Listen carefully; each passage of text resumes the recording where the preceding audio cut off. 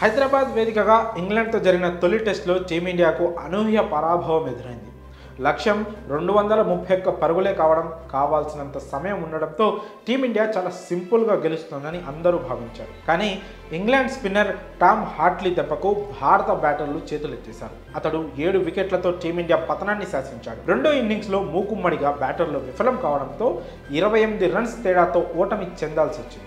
అయితే ఓటమి బాధలో ఉన్న టీమిండియాకు మరో బిగ్ షాక్ తగిలింది.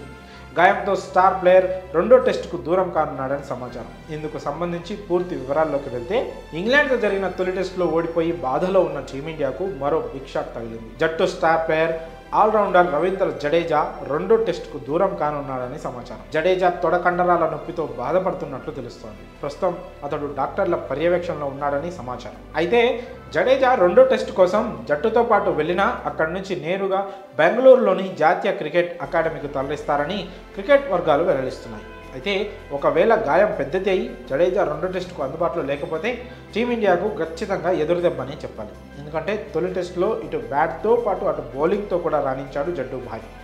ఇలాంటి ప్లేయర్ జట్టుకు దూరం అయితే టీంపై తీవ్ర ప్రభావం పడుతుంది. ఈ మ్యాచ్ తొలి ఇన్నింగ్స్లో 87 పరుగులు చేసి రాణించాడు జడేజా. రెండో ఇన్నింగ్స్లో దురదృష్టవశాత్తు రన్అట్ అయ్యాడు. కాగా జడేజా దూరం అయితే అతడి ప్లేస్లోకి ఎవరిని తీసుకుంటారనేది ఇప్పుడు ఇంట్రెస్టింగ్గా మారింది.